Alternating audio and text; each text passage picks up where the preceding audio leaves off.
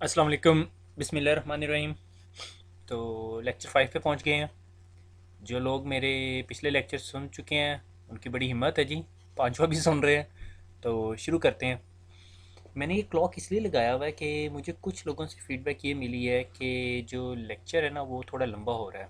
ज़ाहिर है मैं ख़ुद अंडरस्टैंड करता हूँ, मेरा खुद गले की हालत ऐसी हो जाती है। तो मैं इस बार कोशिश करूँगा कि ये लेक्चर जो है 30 मिनट या 40-45 मिनट तक ले जाऊँ, ठीक है। 45 मिनट आप आई होप के कर सकते हैं, कोई मसला नहीं है। ठीक है, मेरे लिए भी कोई मसला नहीं होगा। तो शुरू करते हैं। ठीक है। ये लेक्चर शुरू करने से पहले रिव्यू कर लें कि हमने T C P I P layer model समझ लिया है। T C P I P layer model समझने के बाद हमने समझ लिया कि टी सी पी कैसे काम करता है, प्रोटोकॉल्स क्या होते हैं, कनेक्शन ओरिएंटेड कम्युनिकेशन क्या होती है, कनेक्शन लेस कम्युनिकेशन क्या होती है। और उसके अलावा फिर हम गए टीसीपी की थोड़ी सी डिटेल के अंदर, हमने टीसीपी का हेडर देखा, तो और यूडीपी का भी हेडर देखा। That's pretty much. आज हम ना sort of one leg of communication complete कर लेंगे। लेग ऑफ कम्युनिकेशन आज हमें ये पता चल जाएगा, ये जो सारी इन्फॉर्मेशन हमने अभी तक पढ़ी है कि वो रियल एनवायरनमेंट में किस तरह यूज़ हो रही होती है। जब एक पीसी ने दूसरे पीसी से वाकई कम्युनिकेट करना होता है तो एक्चुअली हो क्या रहा होता है बैकग्राउंड में, वो पूरा डायग्राम है। ये स्लाइड थोड़ी सी कम स्लाइडें हैं इसके अंदर, इस लेक्चर के अंदर, मगर मुझे टाइम बहुत लगा है इसमें, वो आप लोगों को अंदाज़ा हो जाएगा। ठीक हो गया। तो शुरू करते हैं। Three way handshake. Three way handshake आप अक्सर जगह सुनेंगे जब भी दो कंप्यूटर्स आपस में एक दूसरे के साथ कम्युनिकेट करने लगते हैं। नॉर्मली टीसीपी बेस्ड कम्युनिकेशन की बात कर रहे हैं हम, तो वो थ्री वे हैंडशेक करते हैं। ठीक है। थ्री वे हैंडशेक क्या, कि कंप्यूटर ए जो सा है उसने कम्युनिकेशन करनी है कंप्यूटर बी के साथ।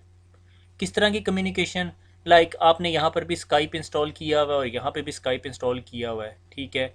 या आपने यहाँ से एक फ़ाइल उठाई है और आप इस फाइल को यहाँ पे फेंकना चाहते हैं, या आप यहाँ मैसेंजर पे बैठे हुए हो, दूसरे बंदे के साथ मैसेंजर पे कम्युनिकेट करने लगे हो।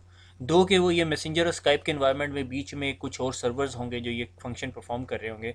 तो सबसे ईजीएस्ट एग्जांपल ये है कि आप इस मशीन पे एक फ़िल्म पड़ी हुई है या मूवी पड़ी हुई है जो कॉपी करना चाह रहे हो, ठीक है।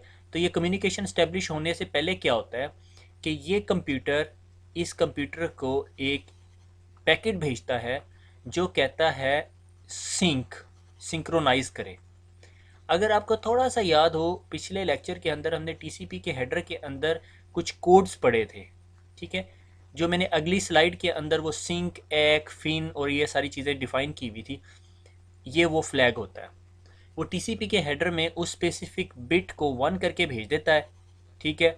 और सीक्वेंस नंबर कहता है जी मेरा सीक्वेंस नंबर 100 है, और एक्नॉलेजमेंट ज़ीरो के मैं मुझे नहीं पता कि अभी आपके पास से क्या नंबर मुझे रिसीव हो रहा है या जो भी चक्कर है। और कंट्रोल वैल्यू जो सी है वो सिन है, सिंक्रोनाइजेशन, ये उठाता है। इसके अलावा बहुत सारी इन्फॉर्मेशन उसके अंदर पैकेट के अंदर होती है, लाइक मेरी सोर्स पोर्ट कौन सी है और आपकी डेस्टिनेशन पोर्ट कौन सी है। से फॉर एग्जांपल अगर मैं कहता हूँ कि ये इसकी पोर्ट नंबर 23 को हिट करेगा, तो ये यानी टेलनेट की सेशन स्टैब्लिश करना चाहता है। टेलनेट क्या है? Terminal emulation. जब भी आपने नॉर्मल एनवायरनमेंट के अंदर किसी स्विच या राउटर को कन्फिगर करना होता है तो आप उसको टेलनेट कर रहे होते हो। मैं एग्जांपल ले रहा हूँ क्योंकि मैंने आगे एक स्क्रीनशॉट बनाई हुई है, वो टेलनेट की है। तो जी मैंने यहाँ से बैठ के इस मशीन को कन्फिगर करना है और मैंने कमांड प्रॉम्प्ट पे टेलनेट की कमांड दी। तो सबसे पहला पैकेट जो मेरे पास से निकला वो सिन का था, कि ये जाके पहले ये तो चेक करूँ कि वहाँ पे वो पोर्ट नंबर 23 एग्जिस्ट भी करती है और पोर्ट नंबर 23 मुझे रिस्पॉन्स भी कर रही है या नहीं, ठीक है।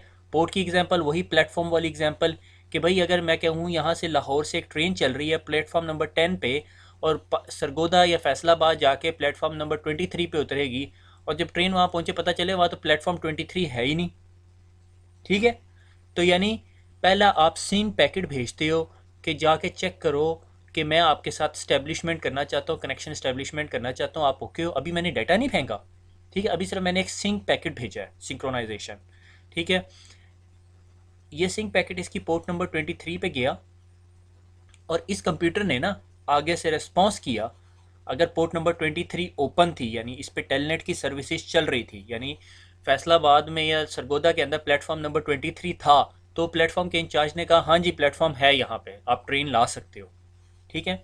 तो उसने कहा ठीक है भाई, मैं तुम्हें सिंक यानी तुम्हारी सिंक्रोनाइजेशन की एक्नॉलेजमेंट भेज रहा हूँ, ठीक है। मेरा सीक्वेंस नंबर 300 है और मैं तुमसे अगला पैकेट जो सा है वो 101 एक्सपेक्ट कर रहा हूँ।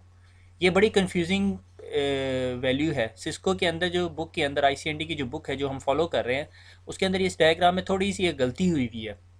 ठीक है, वो भी मुझे एग्जैक्टली याद नहीं है। मेरे ख्याल में उन्होंने कुछ ऐसा किया है कि यहाँ पे 100 डाल के यहाँ पे भी 100 डाला हुआ है, कुछ ऐसा सा है। ठीक है, बहरहाल मैंने ये करेक्ट की हुई है यहाँ पे, तो आपको परेशान होने की ज़रूरत नहीं है। ठीक है, वो इस पैकेट को रिप्लाई करता है।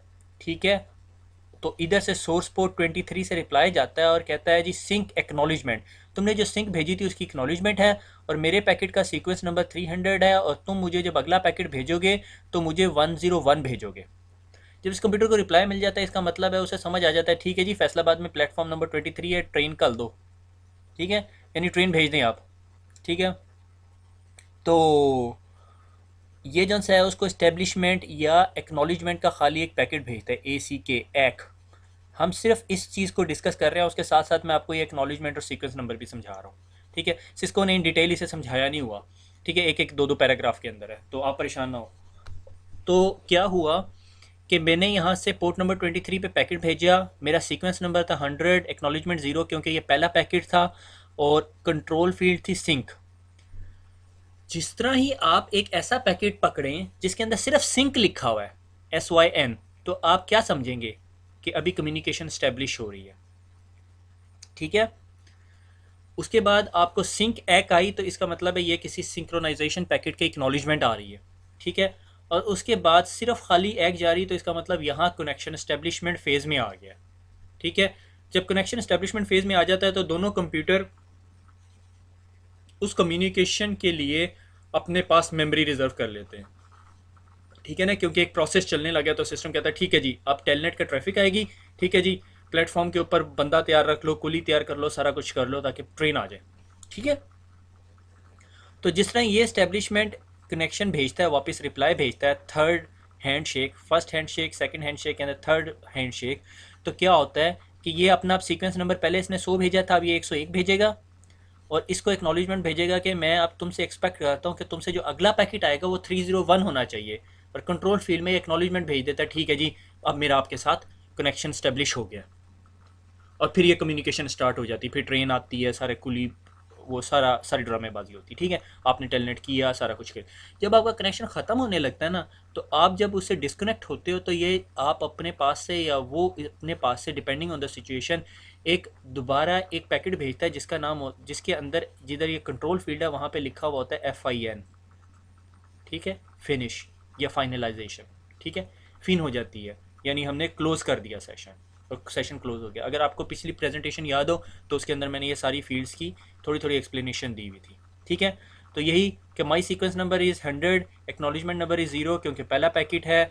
I expect to see 101 next, my sequence number is 300 कि भाई मेरा 300 है, तुम्हारे पास से 101 आना चाहिए, ये इसे बता रहा है। और फिर I expect to see 301 next but my sequence number is 101, कि वो उसने बताया था कि मैं एक्नॉलेज कर रहा हूँ। तो ये यूँ जो से वो पैरेलल पैरेलल चलते रहते हैं। ठीक है, तो कम्युनिकेशन स्टैब्लिश हो गई और उसके बाद वो डाटा ट्रांसफ़र करना शुरू हो गया। सिर्फ यहाँ पे 3 वे हैंडशेक समझ लें, आपको 3 वे हैंडशेक समझ आ गई। इधर मैं थोड़ा सा CCNA के टॉपिक से हट के ना थोड़ा सा सिक्योरिटी का बिट बता रहा हूँ। फ़र्ज़ करो ये बंदा जो सा है ना, ये डॉजी है, यानी हैकर है।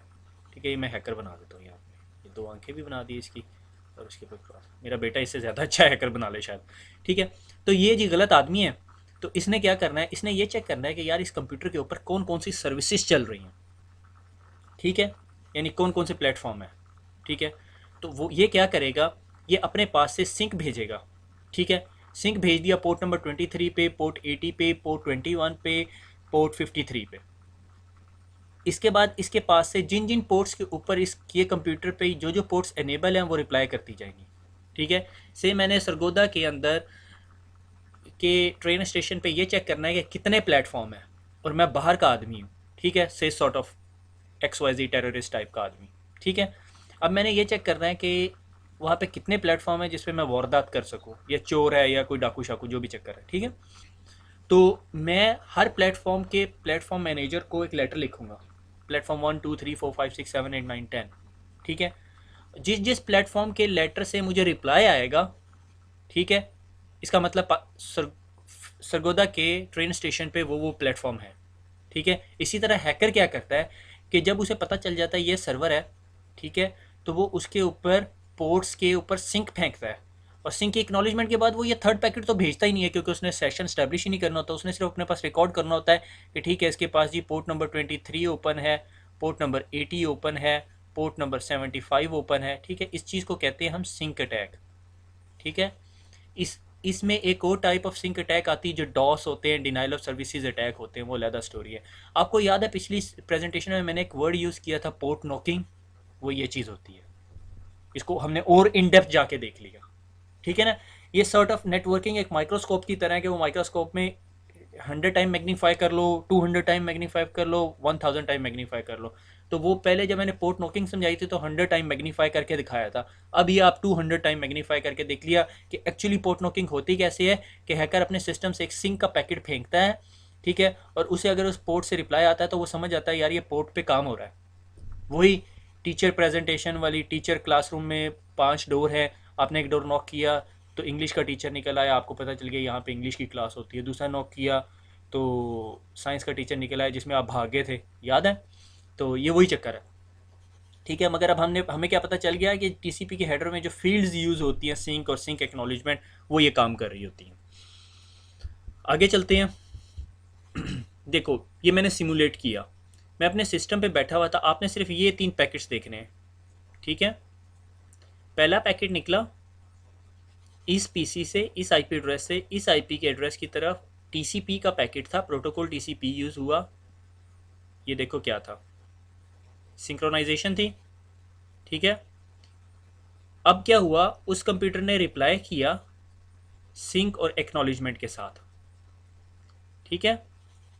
और फिर मेरे कंप्यूटर ने उसको दोबारा रिप्लाई किया एक्नॉलेजमेंट कि भाई ठीक है डन हो गया सारा कुछ, और अब सेशन स्टैब्लिशमेंट हो गया। ये देखो टेलनेट का डाटा ट्रांसफ़र होना शुरू हो गया, टेलनेट का डाटा, टेलनेट का डाटा, टेलनेट का डाटा। मैंने पर्टिकुलरली ये सिर्फ टीसीपी का पैकेट को जब मैंने यहाँ एक्सटेंड किया तो देखो सोर्स पोर्ट क्या थी, कोई मेरे पास से XYZ पोर्ट थी, मगर डेस्टिनेशन पोर्ट देखो 23 थी, और उसने उसके साथ नाम लिखा हुआ है क्योंकि ये वेल नोन पोर्ट्स है। 23 जब भी पोर्ट पे कोई पैकेट जाएगा तो वो टेलनेट का होगा, ठीक है। और ये सीक्वेंस नंबर, हेडर बाइट, ये सारी इन्फॉर्मेशन हम पिछली प्रेजेंटेशन के अंदर डिस्कस कर चुके हैं, ठीक है। और वही सीक्वेंस नंबर पहले 0 था, फिर सीक्वेंस नंबर 0 हुआ और एक्नॉलेजमेंट उसने 1 की भेज दी कि मैं अगला पैकेट तुमसे 1 एक्सपेक्ट कर रहा हूँ। और जब मैंने रिप्लाई भेजा तो मैंने कहा ठीक है जी ये मेरा सीक्वेंस नंबर 1 है, मगर मैं अब अगला आपसे acknowledgement number 1, sequence number 1 expect करता हूँ, ठीक है। ये सॉर्ट ऑफ कम्युनिकेशन यानी 3 वे हैंड शेकिंग दिखा दी। ये फर्स्ट फेज़ है, ये सेकंड फेज़ है, और ये थर्ड फेज़ है। फर्स्ट फेज़ को हम सिंक कहते हैं, सेकंड को सिंक एक्नॉलेजमेंट कहते हैं, थर्ड को एक्नॉलेजमेंट कहते हैं, ठीक है। जब एक कंप्यूटर किसी दूसरे कंप्यूटर के साथ बात कर रहा होता है तो ये 3 वे हैंड शेक कर रहा होता है। शर्त यह है कि वो टीसीपी को यूज़ कर रहा हो, ठीक है। Reliable communication. याद है मेरा दोस्त आया हुआ था, मैंने उसे लाहौर भेजना था, मैंने उसे डेवो टर्मिनल पे पहुंचाना था, मैंने अपने कज़न को कहा कि भाई से छोड़ कर आओ। कनेक्शन ओरिएंटेड कम्युनिकेशन, ठीक है। इसके साथ मैंने ये नीचे आप अगर देखें तो मैंने एक टर्म लिखी हुई है सेशन मल्टीप्लेक्सिंग। मल्टीप्लेक्सिंग क्या होती है कि मेरे पास 1 2 3 4 सेशंस हैं, मैं इन सारे सेशंस को एक सेशन बना दूँ, ठीक है, मक्सिंग हो गई, ठीक है। तो कंप्यूटर के अंदर ये नहीं होता कि मैंने अगर टीसीपी का सेशन स्टेब्लिश किया और मैं दूसरे बंदे के साथ बात नहीं कर सकता, ठीक है। कंप्यूटर के अंदर एक टर्म यूज़ होती है, टर्म भूल गया यार, मल्टीटास्किंग, कि आपका प्रोसेसर मल्टीपल काम साइमल्टेनियसली कर रहा होता है। दो के ट्रू मल्टीटास्किंग कभी नहीं होती, वो मल्टीपल थ्रेड्स चल रहे होते हैं मगर वो इतनी स्पीड से चल रहे होते हैं कि आपको पता नहीं चल रहा होता। तो मल्टीप्लेक्सिंग, सेशन मल्टीप्लेक्सिंग ये कि मल्टीपल सेशंस आपका कंप्यूटर कनेक्ट कर सकता है। आपको ये नहीं होता कि आपके कंप्यूटर एट अ टाइम सिर्फ एक ही याहू का पेज ही खोला हो। आपने देखा होगा आप एक्सप्लोरर खोलते हो, एक्सप्लोरर में आपने याहू भी खोला होता है, हॉटमेल भी खोला होता है, साथ फेसबुक पे चैट भी कर रहे होते हैं लड़की बन के, ठीक है। तो ये सारा कुछ होता है, ठीक है। तो इस सॉर्ट ऑफ आपका कंप्यूटर मल्टीप्लेक्स कर रहा होता है, बहुत सारे सेशंस को साइमल्टेनियस नहीं चला रहा होता है। आई वुड से कि मल्टीप्लेक्सिंग के साथ साथ इसको मल्टी प्रोसेसिंग भी कह सकते हो, ठीक है। तो बहरहाल इन शॉर्ट ये कि ये आपको मैंने दिखा दिया कि देखो रियल टाइम में सिंक हो रहा है, सिंक एक्नॉलेजमेंट और एक्नॉलेजमेंट। ये दोबारा बताता चलूँ, ये मैं पहले भी बता चुका हूँ। ये जो प्रिंट स्क्रीन मैंने जिस सॉफ्टवेयर से ली हुई है ये वायर शार्क है। पुराना जो वर्जन था वो ईथरियल था और ये अब वायर शार्क कहलाता है। तो अगर आप सिर्फ जस्ट गूगल करें वायर शार्क और आप ये सॉफ्टवेयर इंस्टॉल कर लें अपने कंप्यूटर के ऊपर, और अब ये बड़ा अच्छा तरीका है अपने कंप्यूटर को देखना कि आपका कंप्यूटर कर क्या रहा है। ठीक है, तो सिर्फ इसको इंस्टॉल करने के बाद विन पी कैप और ये वो सारा कुछ इंस्टॉल करेगा, और उसके बाद आप इसे कहो कि मेरे ईथरनेट कार्ड पे से डाटा कैप्चर करना शुरू कर दे, ये आपका सारा डाटा कैप्चर करके लाएगा। ठीक है, ये गलतफहमी में ना रहिएगा आप हॉटमेल के पासवर्ड इससे क्रैक कर लेंगे, क्योंकि ये हॉटमेल का पासवर्ड नहीं दिखाएगा मगर टेलनेट का पासवर्ड दिखा देगा। क्योंकि टेलनेट जो है वो सिक्योर कम्युनिकेशन नहीं होती, तो अगर आपने किसी चीज़ को टेलनेट किया और आपने पासवर्ड एंटर किया तो आप पकड़ सकते हो। मगर मसला ये है कि आप अपने कंप्यूटर पे ही बैठ के अपना ही डाटा कैप्चर कर रहे हो, तो व्हाट्स द पॉइंट। ठीक है, तो ये वायर शार्क है सॉफ्टवेयर। ठीक है, आगे चलते हैं।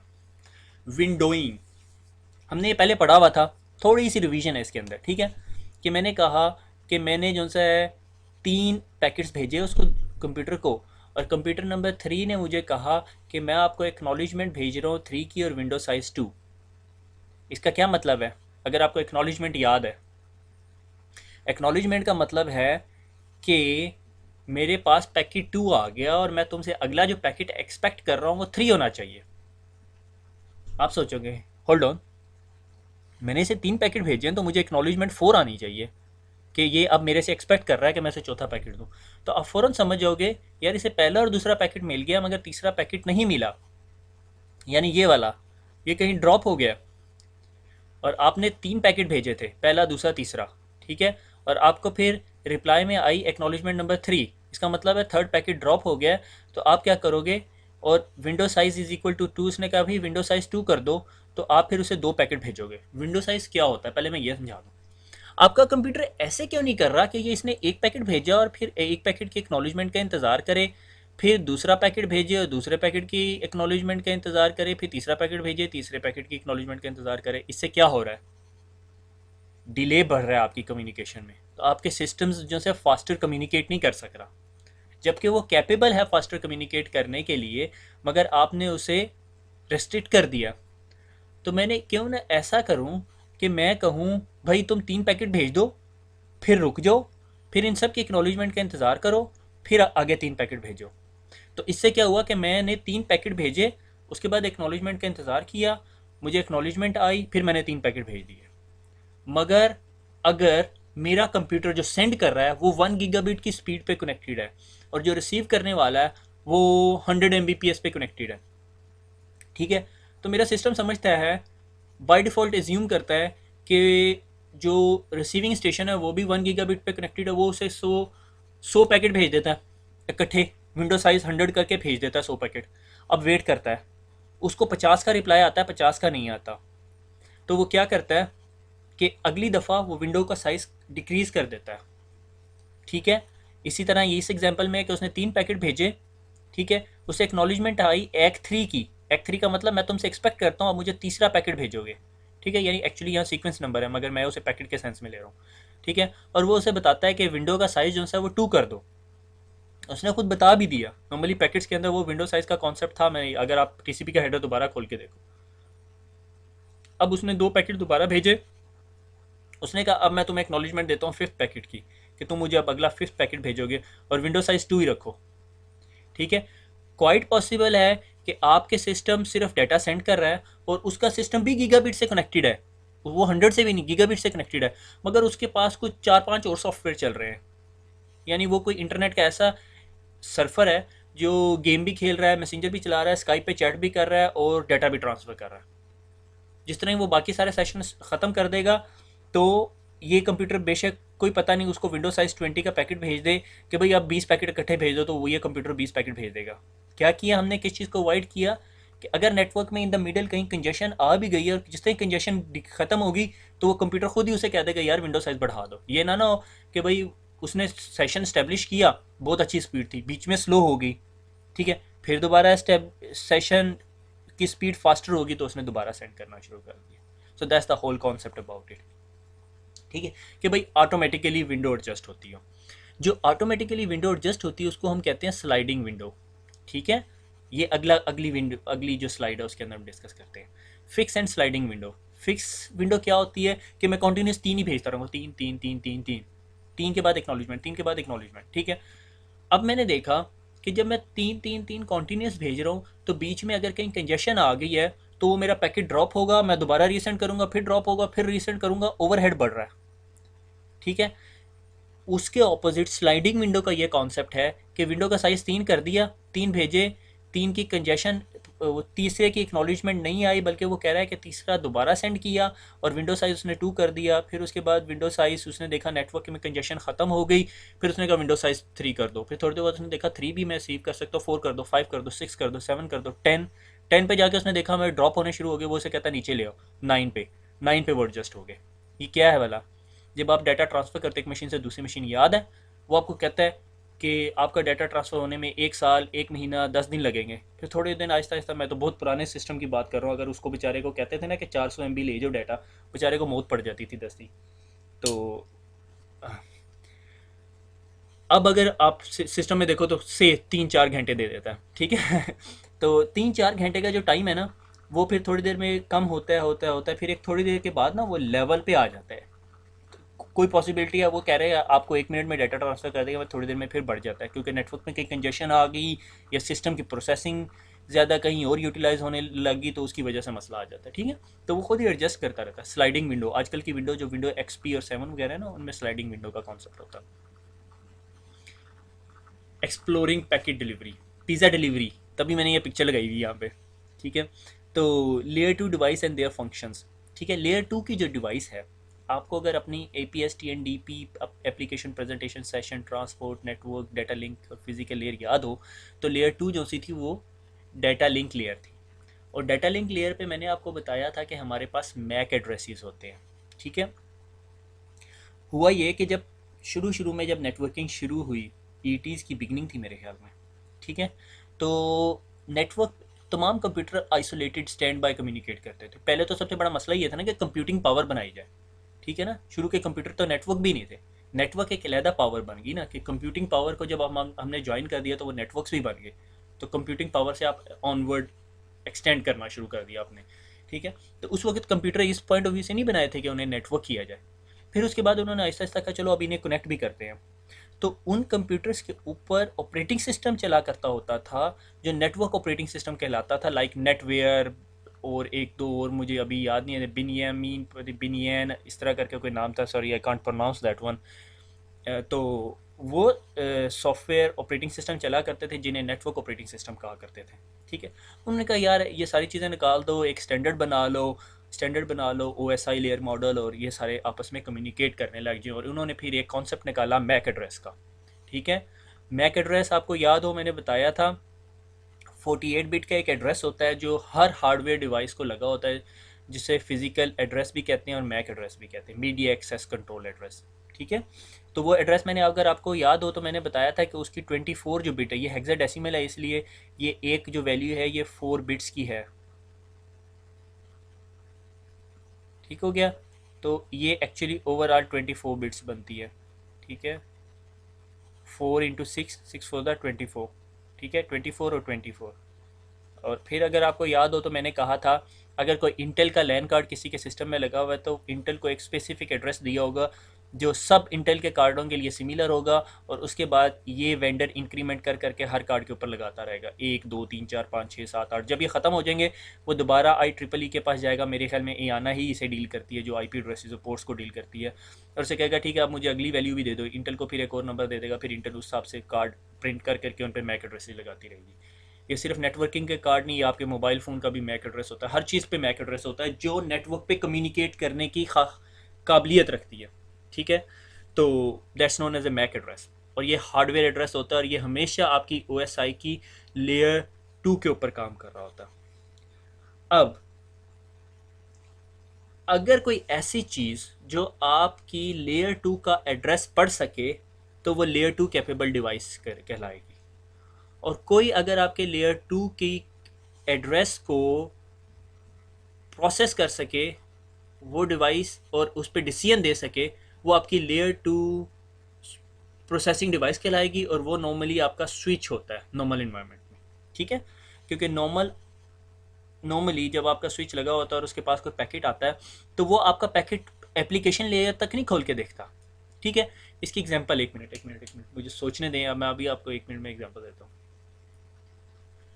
ठीक है, एग्जांपल देखें, आपके पास एक बुक है, वो कोई अब 10-15 साल पहले देख लो, पाकिस्तान के अंदर वो याद है, वो ड्राइविंग लाइसेंस की कॉपी होती थी। ड्राइविंग लाइसेंस एक कार्ड की शक्ल में नहीं होता था, कॉपी की शक्ल में होता था। ठीक है, तो आप ये समझ लो कि आप एक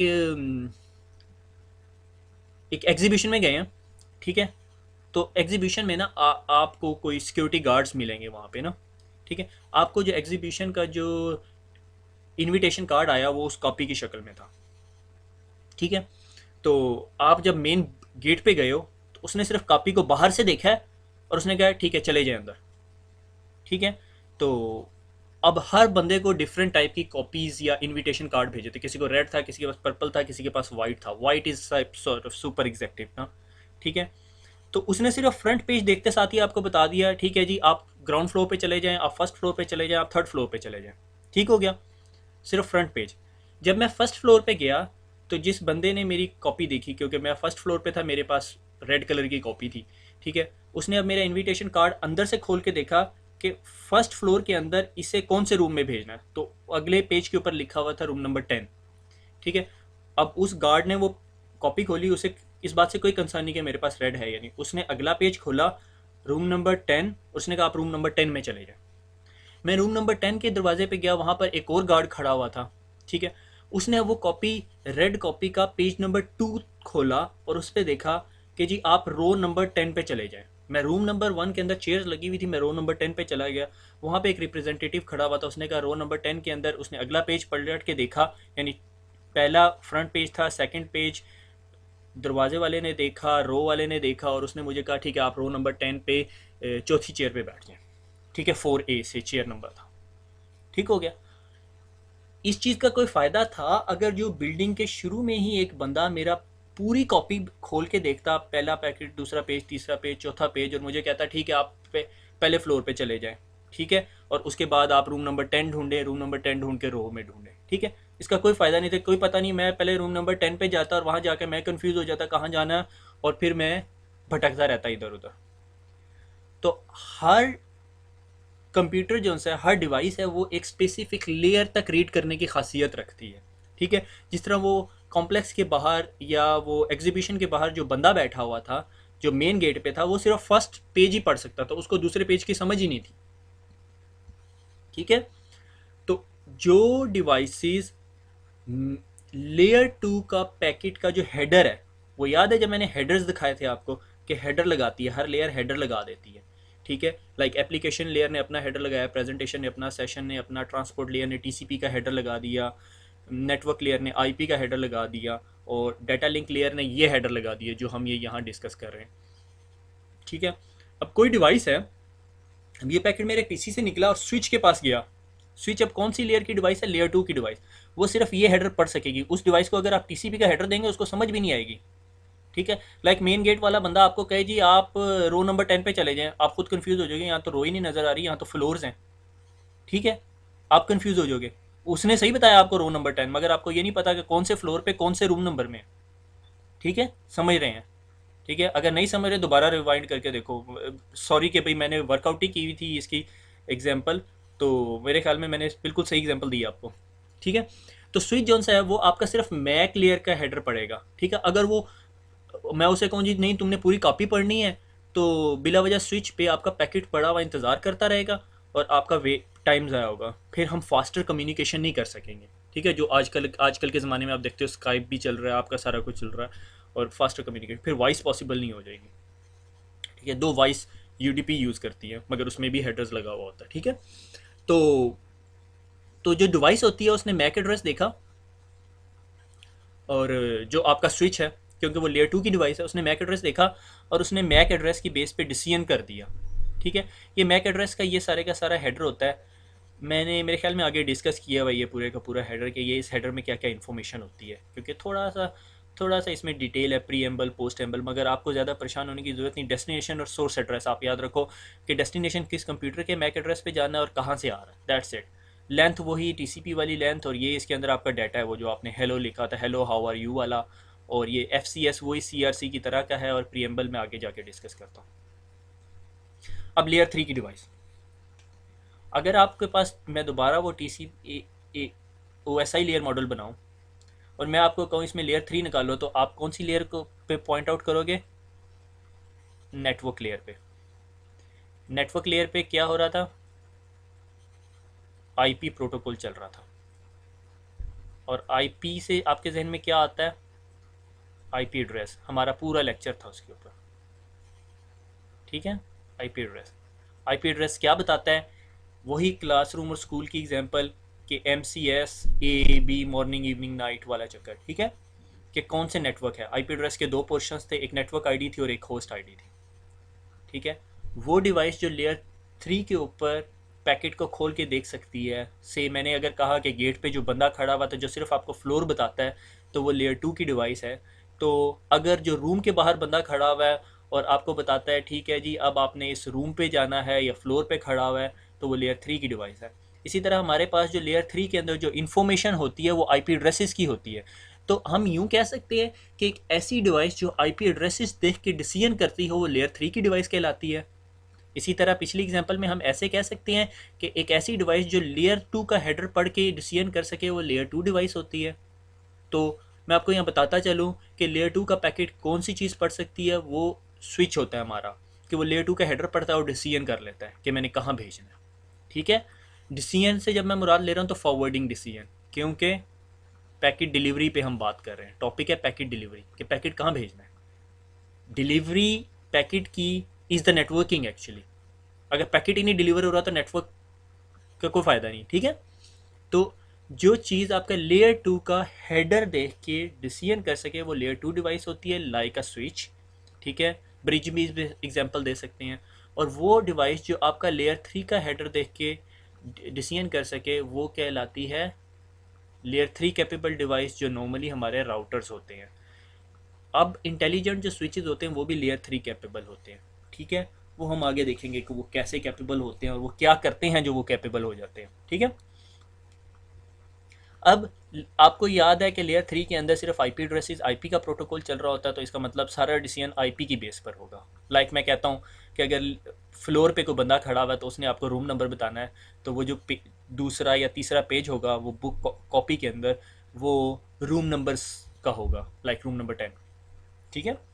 तो लाइक यहाँ से इस कंप्यूटर ने पैकेट भेजा। अब आप देख रहे होगे कि आपने तो आईपी एड्रेस पढ़ाया था जी 1.1.1.0.1.1, तो इधर सिर्फ इसने ना इस स्लाइड के अंदर जो है ना वो फर्स्ट 2 ऑक्टेट्स लिए हैं, क्योंकि फर्स्ट ऑक्टेट से आपको पता चल रहा है कि नेटवर्क आईडी क्या है इसकी, ठीक है। ए क्लास का नेटवर्क है, ठीक है, जस्ट फॉर दैट, ठीक है। इसमें कोई एक्चुअली यूँ स्लाइड नहीं बनानी चाहिए, मगर मैंने ये खुद सिस्को से ली हुई है, तो मैं भी लिमिटेड था। मैं अपनी बनाता तो फिर उसमें ये कन्फ्यूजन हो जाती कि स्टूडेंट्स वो पढ़, अगर कोई बुक पढ़ रहा होता, अगर आप में से कोई खुशकिस्मत किताब पढ़ रहा है तो वो बेचारा परेशान हो जाता, ठीक है। तो जी ये राउटर की जो इस साइड पे कौन सा नेटवर्क चल रहा है? 1 का नेटवर्क। क्यों? क्योंकि ये ए क्लास है और ए क्लास की नेटवर्क आईडी सिर्फ फर्स्ट ऑक्टेट होती है, याद है, /8 का नेटवर्क, ठीक है। तो इस राउटर की इस साइड पे 1 का नेटवर्क चल रहा है, इस साइड पे 2 का नेटवर्क चल रहा है और इस साइड पे 4 का नेटवर्क चल रहा है। राउटर ने, अगर आपको याद होगा, या दूसरी प्रेजेंटेशन या तीसरी के अंदर मैंने आपको राउटिंग टेबल थोड़ा सा दिखाया था, ठीक है। तो राउटर के पास जी पहले नेटवर्क 1 की तरफ जो रास्ता जाता है वो है ईथरनेट 0, जो ये है, ठीक है। नेटवर्क नंबर 2 की तरफ जो रास्ता जाता है वो सीरियल 0 है, ठीक है, यानी इस साइड पे फेंक देगा वो। और नेटवर्क 4 की तरफ जो ये वाला नेटवर्क है उधर भी जाने के लिए मेरे पास यही रास्ता है, तो मैं सीरियल 0 की तरफ डाटा फेंक, ठीक है। अब अगर इस कंप्यूटर ने इधर पड़े हुए कंप्यूटर के साथ कम्युनिकेट करना है 4.1 के साथ, तो वो क्या करेगा, एक पैकेट फेंकेगा, कहेगा राउटर को कि मैंने 4.1 के पास जाना है। राउटर अपना राउटिंग टेबल देखेगा और देखेगा कि ये ए क्लास का नेटवर्क है, तो वो सिर्फ ये वाला पोर्शन पकड़ेगा 4 का, उसे इस बात से कोई गर्ज नहीं कि 1 के आगे 1 लिखा हुआ या नहीं लिखा हुआ, ठीक है। वो सिर्फ नेटवर्क आईडी पकड़ेगा और अपने राउटिंग टेबल में देखेगा कि अच्छा जी नेटवर्क आईडी 4 है, तो ठीक है, इंटरफेस सीरियल 0 पे फेंकना है, इस इंटरफेस पे फेंकने का, और वो पैकेट यहाँ से निकल के इस डिवाइस के पास आएगा, क्योंकि रास्ते में ज़ाहिर है जो अगर कोई और डिवाइस है तो उसको पता होगा कि 4 का नेटवर्क किधर है। और जब इस राउटर के पास पहुंचेगा तो वो अपना राउटिंग टेबल देखेगा कि भाई इस पैकेट ने 4 के पास जाना है, तो 4 किधर है, ईथरनेट 0 पे है, और वो ईथरनेट 0 पे फेंकेगा और वो पैकेट इस पीसी के पास पहुंच जाएगा। ठीक हो गया, simple is that. So layer 3 capable devices are the routers जो आईपी बेस्ड आईपी एड्रेसेस पे डिसीजन करते हैं। Layer 2 capable devices are switches जो मैक एड्रेसेस पे डिसीजन करते हैं। क्लियर, आगे चलते हैं। ओफ, ओके, अब सिचुएशन ये है कि हर सिस्टम के पास अपना एक आईपी एड्रेस भी होता है और मैक एड्रेस भी होता है। अगर मैं अपना सिस्टम देखूं तो मैं अगर अपने सिस्टम पे जाके आईपी कॉन्फ़िग करूं तो मेरे पास आईपी एड्रेस भी आएगा और मेरे सिस्टम का मैक एड्रेस भी आएगा। मैक एड्रेस कुछ इस तरह का लिखा होता है 1 2 3 4 5 6 7 8 9 10 11 12 12 फॉर द 48। ठीक है, 48 बिट्स का।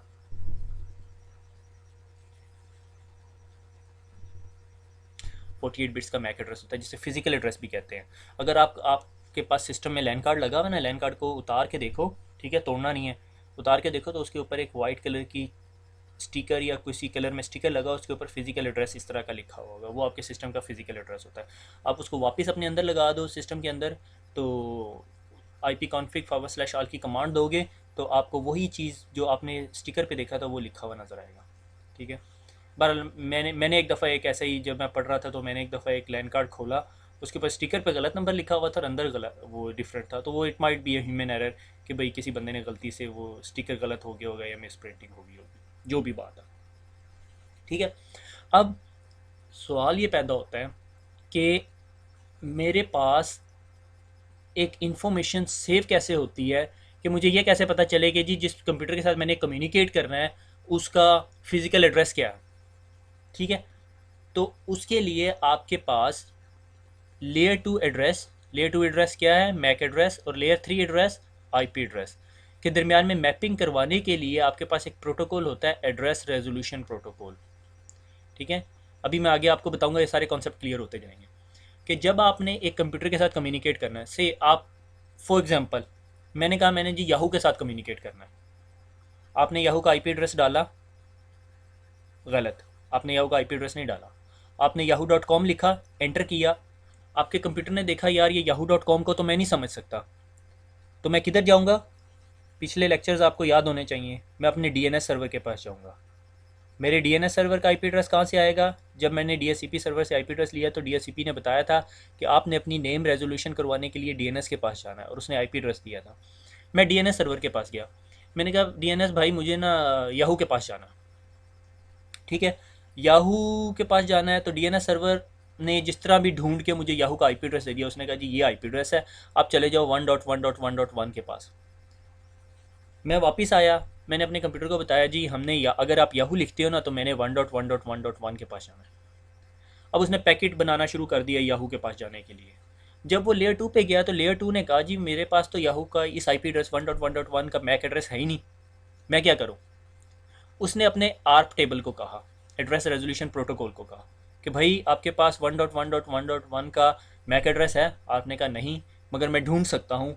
ठीक है, आपने एक ब्रॉडकास्ट की नेटवर्क में और उसने कहा जी मुझे जी वो कंप्यूटर जिसका आईपी एड्रेस 1.1.1.1 है वो मुझे रिस्पॉन्ड करे।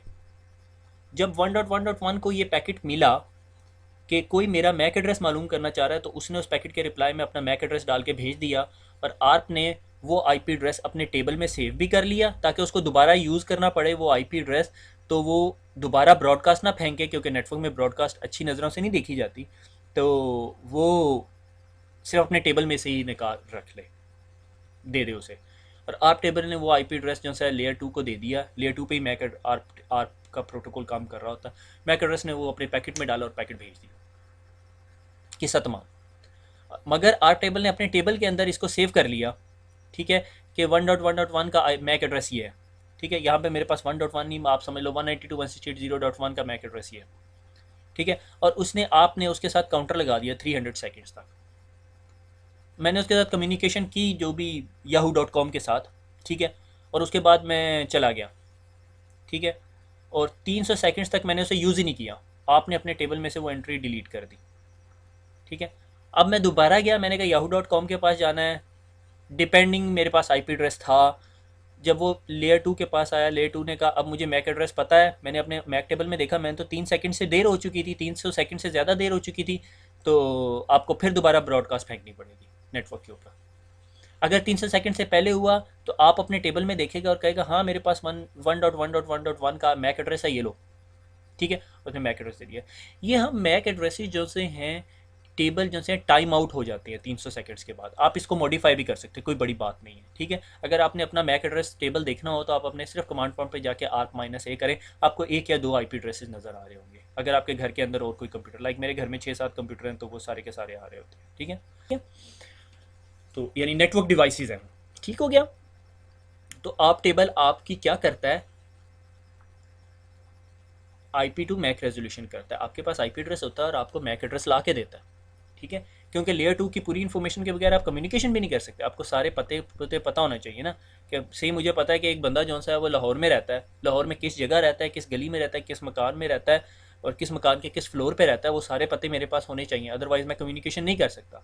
तो आपको लेयर 2 लेयर 3 के सारे एड्रेसेस पता होने चाहिए। अगर आपके पास लेयर 2 का एड्रेस नहीं है पर आपको रास्ते में मिल जाता है स्विच, ठीक है, तो कैसे सॉर्ट आउट होगा? वही एग्जांपल जो मैंने कॉपी की दी थी, आपकी कॉपी के अंदर पेज नंबर 1 तो है जो बताता है आपने फ्लोर नंबर 3 पे जाना है, मगर वो अगला सफ़ा जो है वो फटा हुआ है जो बताता है कि आपने जी रूम नंबर 10 में जाना है, तो वो बंदा आपको हेल्प नहीं कर सकता। आपके पास उस कॉपी के अंदर सारे सफ़े होने चाहिए, ठीक है ना। तो दैट्स द मेन कॉन्सेप्ट। वैसे एग्जांपल अच्छी है, नेक्स्ट टाइम दूंगा कहीं पे। आगे चलते हैं। अब ये जी आखिरी स्लाइड है, ये समझ ली, ये रैप अप हो रहा है अब, ठीक है। ये कंप्यूटर है, I am feeling happy now, 192.168.1.100 और इसने इससे कम्युनिकेशन करनी है। अब हो क्या रहा है देखो, एप्लीकेशन लेयर पे काम हो रहा है, लेयर 7, ठीक है, ये अगर आपको याद हो लेयर 7 थी, ठीक है। एप्लीकेशन जो सी है ना वो नेटवर्क को कहती है, एप्लीकेशन प्रेजेंटेशन सेशन एक ही लेयर होगी, ठीक है, ये एप्लीकेशन लेयर ही कहलाती है। उसने ट्रांसलेशन कर दी, उसने सेशन एस्टेब्लिशमेंट कर दिया। याद है जब मैंने आपको TCP IP का को मैप करवाया था OSI लेयर मॉडल के साथ, तो सिर्फ हमारे पास 4 लेयर्स थी, एप्लीकेशन, ट्रांसपोर्ट, नेटवर्क और फिजिकल या डाटा लिंक, ठीक है। वो ट्रांसपोर्ट को कभी इंटरनेट कह देते हैं या नहीं कहते, ठीक है, बल 4 लेयर्स थी। एप्लीकेशन लेयर ने कहा नेटवर्क नीचे वाली लेयर को कह रहा है can you set up a reliable connection to 192.168.1.1 for me. इसमें सबसे इंपॉर्टेंट बात क्या है कि क्या तुम सेशन एस्टेब्लिशमेंट कर सकते हो इस बंदे के साथ, ठीक है। उसने सिर्फ ये दिया है, क्यों दिया है? से मैंने कहा जी मैंने एक कंप्यूटर को FTP करना है, या मैंने स्काइप के सर्वर के साथ कनेक्ट करना है, या मैंने याहू पे जाना है, ठीक है। ये याहू से पहले की स्टोरी जो सी है वो मैंने आपको बता दी है, ठीक है, कि DNS के पास जब उसके पास IP एड्रेस आ गया तो उसने जी निचली लेयर को कहा कि भैया क्या आप जो से हो वो उस बंदे के साथ रिलायबल सेशन स्टैब्लिशमेंट कर सकते हो, रिलायबल कनेक्शन ओरिएंटेड प्रोटोकॉल चाहिए। तो इसका रिप्लाई कौन करेगा? TCP करेगा, UDP नहीं कर सकता, क्योंकि मुझे कनेक्शन ओरिएंटेड कम्युनिकेशन चाहिए, रिलायबल कम्युनिकेशन चाहिए, मुझे पता चलना चाहिए जो मेरा जो दोस्त है वो डेवो टर्मिनल पहुंच भी गया है या नहीं, ठीक है। तो अगली जो लेयर होती है ट्रांसपोर्ट लेयर, वो कहती है no problem, I will use TCP protocol use करूँगी मैं, ठीक है। और TCP अब करूँगी या करूँगा आपकी मर्ज़ी है, ठीक है। तो TCP अब वो TCP को कह रही है set up a session to 192.168.1.1 कि भाई तुम सेशन स्टैब्लिशमेंट करो इसके साथ। अब TCP क्या करेगी? 3 वे हैंडशेक, आज की पहली स्लाइड, ठीक है। TCP ने क्या किया, नेटवर्क लेयर पे गया, IP send this TCP sync to 192.168.1.1। उसने उसको कहा कि भाई IP तुम एक काम करो, तुम इस IP एड्रेस के पास मेरा TCP सिंक भेज दो, क्योंकि ये अब IP एड्रेसेस पे बात आ गई तो IP एड्रेसेस नेटवर्क लेयर संभालेगी। TCP ने यहाँ डिसाइड कर लिया कि मैंने TCP सिंक भेजना है, मगर उसने साथ नीचे वाली को अब जिम्मेदारी पहुँचा दी कि ठीक है अब तुम संभालो। अब IP ने कहा लेयर 2, ठीक है, send this packet to this IP address, ठीक है, कि भाई इस IP एड्रेस के पास पैकेट पहुंचा दो। अब लेयर 2 क्या करती है, डाटा लिंक लेयर जो सी थी अपने ARP को पूछती है, एड्रेस रेजोल्यूशन प्रोटोकॉल, जो भी हम पढ़ के हटे, do you have a mapping of 192.168.1.1 कि भाई तुम्हें पता है कि इसका मैक एड्रेस क्या है।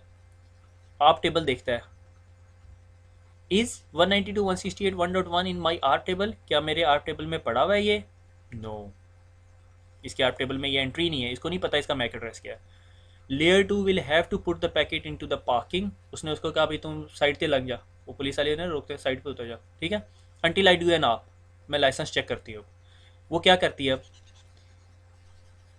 ये एक आर्प पैकेट जनरेट करती है, ठीक है, ब्रॉडकास्ट करती है सबको, ये पीसी, ठीक है, या डेटा लिंक लेयर, ठीक है, सबको ब्रॉडकास्ट करती है और कहती है कि मुझे जो पीसी जो सा है वो 192.168.1.1 है, वो मुझे रिप्लाई करे with the MAC address, I am 192.168.1.100 with the MAC address this who is 192.168.1.1 के ब्रॉडकास्ट कर रही है, पूरी ब्रॉडकास्ट, ठीक है, पूरे नेटवर्क में जाएगी ट्रैफिक कि भाई मेरा ये आईपी एड्रेस है, ये 192.168.1.1 कौन है, ठीक है। और अब क्या हो रहा है, लेयर टू, अब लेयर टू किस कंप्यूटर की है, इसकी, इस कंप्यूटर की लेयर 7 तक नहीं जाएगा पैकेट, लेयर 2 ही पकड़ लेगी। I just got a frame with broadcast MAC address, मुझे अभी एक पैकेट ब्रॉडकास्ट मैक एड्रेस मिला है, so I will process it, the protocol I D indicate that it belongs to आप, let me strip the layer 2 header and send it to आप। उसने layer 2 का header उतारा और उसे कहा कि भाई देखो ये हमारे लिए है, ठीक है, चेक करो। उसकी लेयर 3 वेरीफाई करेगी या नहीं करेगी वो एक अलग डिबेट है, ठीक है। और उसके बाद इसने क्या किया, उसने आर्प का रिप्लाई तैयार किया और उसमें वो सिर्फ क्या बता रहा है, अपना मैक एड्रेस, और आपका रिप्लाई जो सा है वो इस कंप्यूटर के पास पहुंच गया। जब वो इस कंप्यूटर के पास पहुंच गया तो इस कंप्यूटर के पास सारा डिकोरम या सारी इन्फॉर्मेशन पूरी होगी, इसके पास मैक एड्रेस भी है सोर्स डेस्टिनेशन का, इसके पास सोर्स डेस्टिनेशन का आईपी एड्रेस भी है, इसके पास प्रोटोकॉल भी है। अब इसका सिंक पैकेट जाएगा इसके पास, अभी सिंक गया है, अभी डेटा ट्रांसफर नहीं हुआ, ठीक है। अब क्या हुआ, hurray layer 2 I can get out send out packet, अब ये पैकेट सेंड कर सकता है, ये वायर पे पैकेट डाल देगा, पैकेट इसके पास जाएगा, सिंक होगा, वो सिंक की एक्नॉलेजमेंट भेजेगा और फिर एक और कनेक्शन स्टैब्लिशमेंट हो जाएगी, ईजी है। ओके जी, ये मैक एड्रेस का जो सा है टेबल है, मैक एड्रेस का जो मैक लेयर 2 का हेडर है, ठीक है, ये ऊपर जो सा लगा हुआ है, ठीक है। प्रियम्बल क्या होता है कि ये एक स्पेसिफिक इंफॉर्मेशन होती है, लाइक 0 1 0 1 0 1 और 0, ठीक है, 7 बिट्स हो गए, 1 2 3 4 5 1 2 3 4 5 6 7 बिट्स हैं ये, ठीक है। प्रियम्बल ने इसको बता दिया कि जी ये आपका डाटा पैकेट है और यहाँ से जब आपको दूसरे कंप्यूटर को, ये set of pre defined rules, आप दोबारा प्रोटोकॉल की स्टोरी आ गई, ठीक है। अगर आपको ऐसा पैकेट मिले, ऐसा सीक्वेंस वायर पे रिसीव हो, हमारा लैंड कार्ड वायर पे सिग्नल सेंस कर रहा होता है, जब भी उसको ये पैटर्न मिलता है तो वो समझ जाता है भाई ये इथरनेट का फ्रेम शुरू हो गया, ठीक है। और यहाँ पे एक 1 बिट आती है, इसके कहते हैं स्टार्ट ऑफ फ्रेम, ये बताता है हाँ जी फ्रेम शुरू हो गया, अब इससे आगे जो इन्फॉर्मेशन है वो आपका डेस्टिनेशन मैक एड्रेस होगा, ठीक है, सोर्स मैक एड्रेस होगा, ये टाइप की फील्ड है, ठीक है, 2 बिट्स की जो बताती है कि किस टाइप का पैकेट है। इसके अंदर थोड़ी सी वेरिएशन है कि अगर ये IEEE का स्टैंडर्ड है या सिस्को का स्टैंडर्ड इथरनेट है। सिस्को का स्टैंडर्ड इथरनेट ये लेंथ बताता है कि इस पूरे इथरनेट के फ्रेम की लेंथ कितनी है, ठीक है। ज़्यादा परेशान ना हो इस बात में, मेन जो थिंग है जो आप लोगों की परेशानी की वो ये है, source and destination MAC address लगता है यहाँ पे। प्रियम्बल क्या होता है, स्टार्ट ऑफ द फ्रेम क्या होता है, टाइप, या इसके अंदर टाइप होती है IEEE के स्टैंडर्ड ईथरनेट पैकेट के अंदर, और सिस्को के स्टैंडर्ड ईथरनेट के अंदर लेंथ की फील्ड होती है जो लेंथ बताती है कि ये कितने लेंथ का हेडर है। लाइक TCP के अंदर जिस तरह हमारे पास लेंथ की फील्ड थी, और ये आपका असल डाटा है, और ये फ्रेम चेक सीक्वेंस है, वही जो CRC हम लोगों ने TCP के हेडर में पढ़ा था कि बताता है कि अगर 10 दफ़ा जो सा है आपके पास A लिखा हुआ है तो इसका मतलब ये पैकेट ठीक पहुंचा है, ठीक है।